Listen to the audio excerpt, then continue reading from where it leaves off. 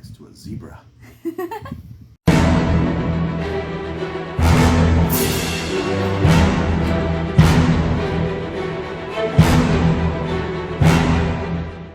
Hello and welcome back. Christine E. Schultz here, the Elvish author, and here is my lovely non-Elvish boyfriend, Isaac.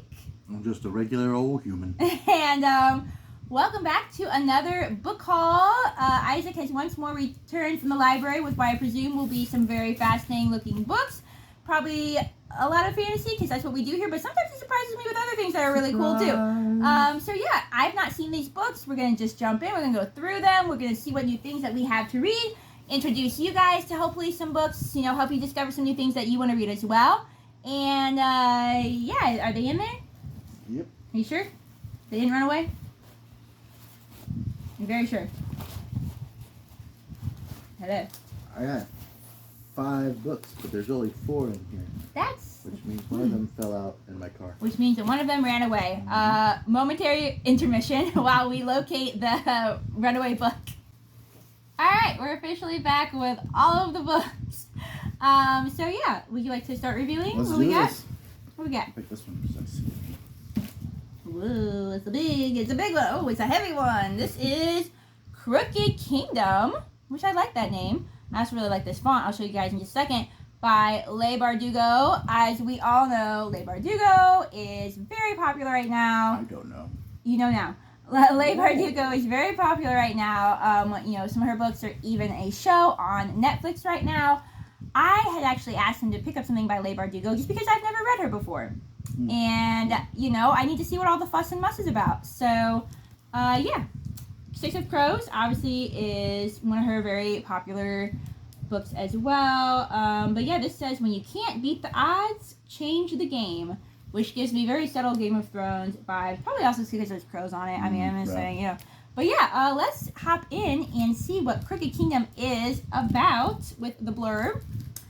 And the blurb says, Kaz Brecker and his crew have just pulled off a heist so daring, even they didn't think that they would survive. But instead of divvying up a fat reward, they're right back to fighting for their lives.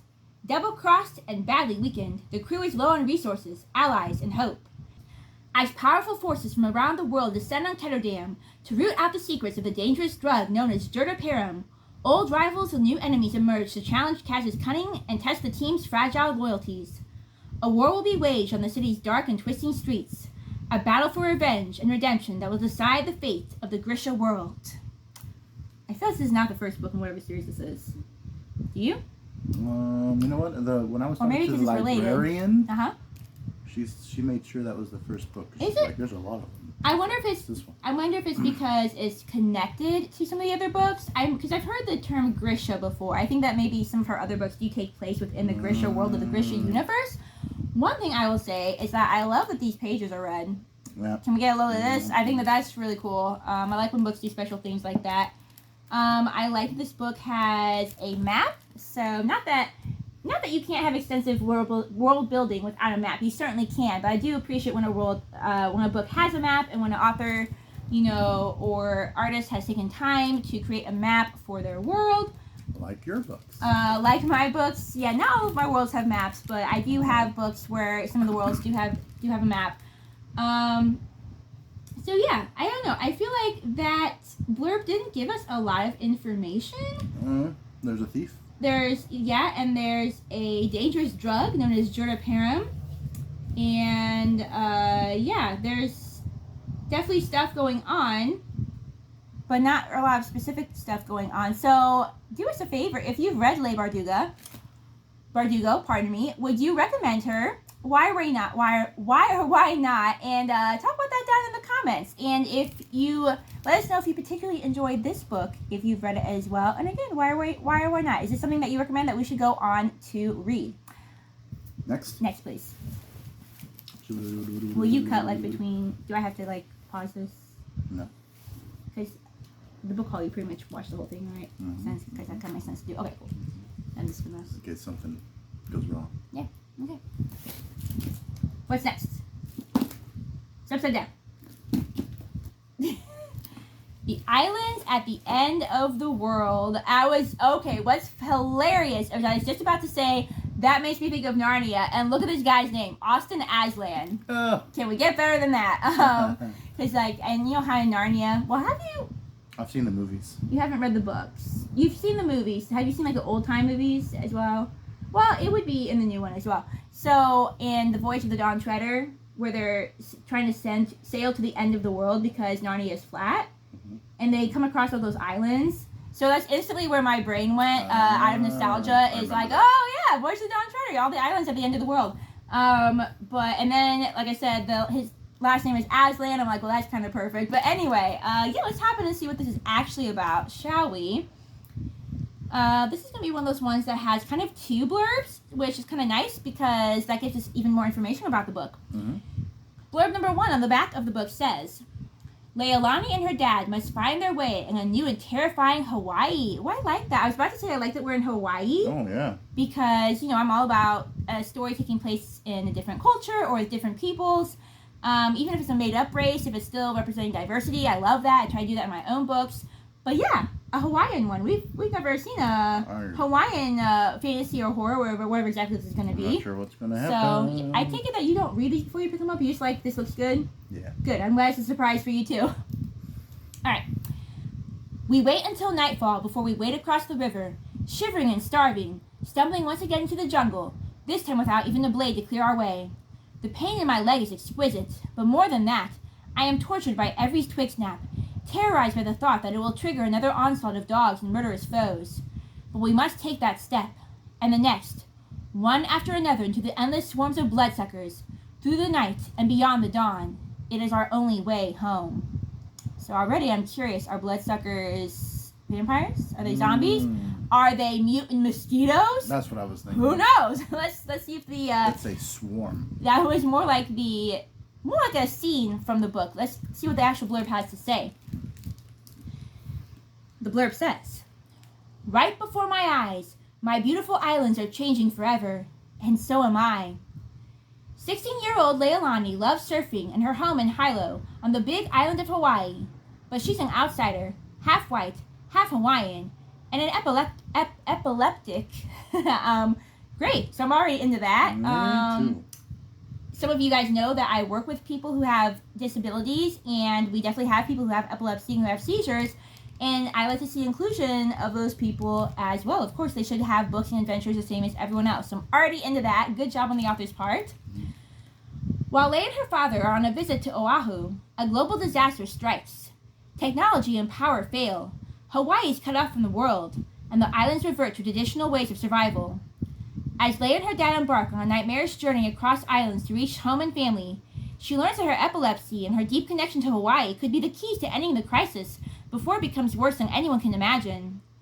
Austin Aslan's dramatic debut beautifully combines Hawaiian mythology, culture, and adventure in this mesmerizing story about what happens when the future forces us to return to the past. So, yeah. I like that. I'm into it. It definitely has a little bit of a horror, apocalyptic, like survival. Yeah, survival type of feel to it. Disaster. Yeah, disaster stories can be really good when well done. Takes place on Hawaii. And not only do we have someone who has epilepsy, so we're representing someone different in that vein, but it sounds like her having epilepsy might also help end this crisis. Yep, it's very interesting. So I like this one. Very, very good. Good job, Austin Aslan. We are intrigued. Next. Moving on. Okay, show them before you show me. How rude. All right. We have, yes. This is by Alyssa. Is her name Alyssa or Elise? I can't see it now because of the thing. Hang on. It is, nobody knows. Elise. I thought so. I want to double check. Elise Kova. I had also asked Isaac to bring us a book from Elise Kova because I know that she's also quite popular right now, and yet I've also not read anything by her. If that sounds weird to you that I haven't read a lot of stuff, it's because between my full-time job and trying to be a full-time author, I just don't have a lot of time to read. So I love reading. I will read things, but I just don't have a lot of time. So it's at least good to be informed of what kind of books are going on in the world. Yep. And definitely would like to read her at some point. And the book that he has brought for me to check out is The Alchemist of Loom, which is a cool name. But also check out this cover. Look at this character. has kind of like grayish, maybe silver skin. It's like a dark elf. Yeah, bright pink eyes, got that dark elf feel. Of course, I like diverse looks anyway, but it just looks really cool. That's a really cool character design. And so, yeah, let's jump in and look at the blurb and just get an idea of what this book is about as well. I'll give you this receipt. Thank you. The blurb says, her vengeance, his vision. Ari lost everything she once loved when the 5 guilds' resistance fell to the Dragon King. Now, she uses her unparalleled gift for clockwork machinery, in tandem with notoriously unscrupulous morals, to contribute to a thriving underground organ market. Ooh. There isn't a place on Loom that is secure from the engineer-turned-thief, and her magical talents are sold to the highest bidder as long as the job defies their dragon oppressors. Kavara would do anything to see his sister usurp the Dragon King and sit on the throne. His family's house has endured the shame of being the lowest rung in the Dragon Society for far too long. The Alchemist Guild, down on Loom, may just hold the key to putting his kin in power, if Kavara can get to them before the Dragon King's assassins. When Ari stumbles upon a wounded Kavara, she sees an opportunity to slaughter an enemy and make a profit off his corpse.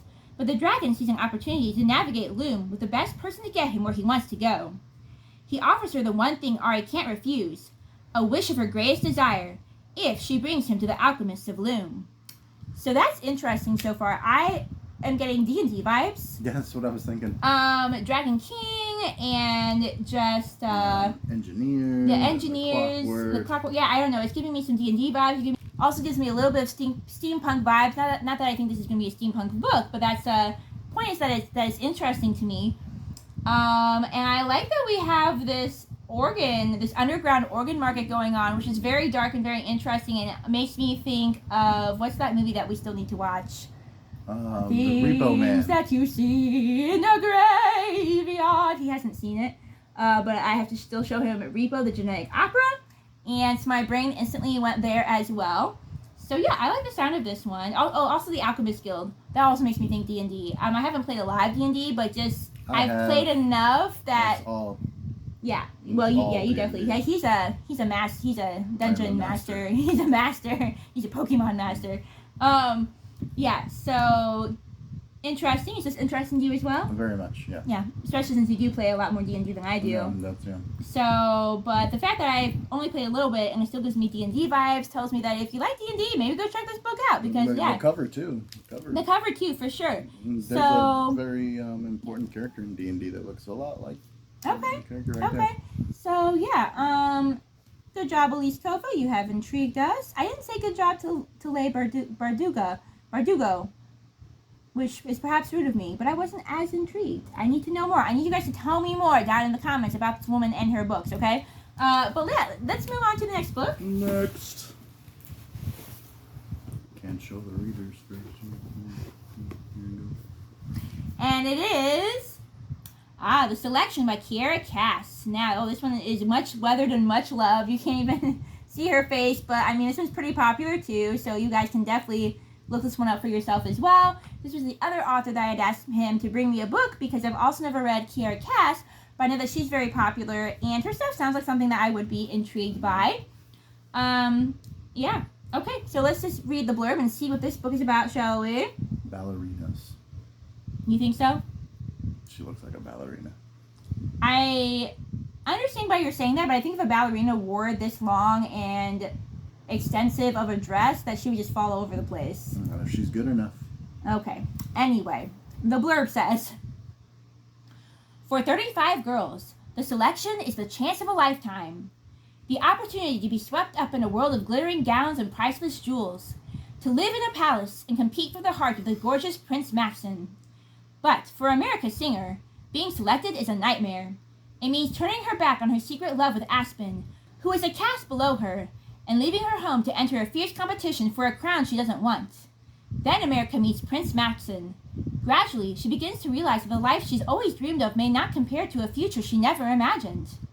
So that's a short blurb, but it's enough to get you interested if you're interested in this kind of thing. It does make me think of The Bachelor and The Bachelorette. Exactly what I was thinking. Which I did used to watch like a lot, and even though the show is full of drama and they stage some of it, I also really did enjoy some of it because there were some serial relationships that were really cool to watch unfold in that show. But yeah, it definitely gives me Bachelor vibes. I haven't really watched that show in a while. I don't know why. Maybe it's because I'm dating you now, you know?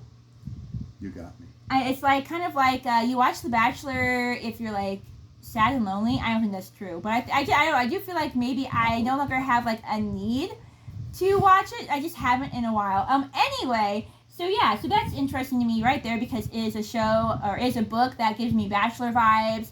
Of course, they're competing for a prince. I'm sure there's going to be a lot of intrigue, a lot of drama, a lot of people competing for him, not for his heart, but just because he's a prince. I sense a potential love triangle, which I do think that love triangles are overdone. However, I'm not opposed to them when they're done well. So yeah, interested in this as well. Maybe not quite as interested as a couple of the others that we've looked at, but still intriguing to me. I don't know, is this the kind of thing that you would read? Nope. That's fair. These are all subjective opinions. We don't have to like all the books. Nope. So, and I would not select the selection.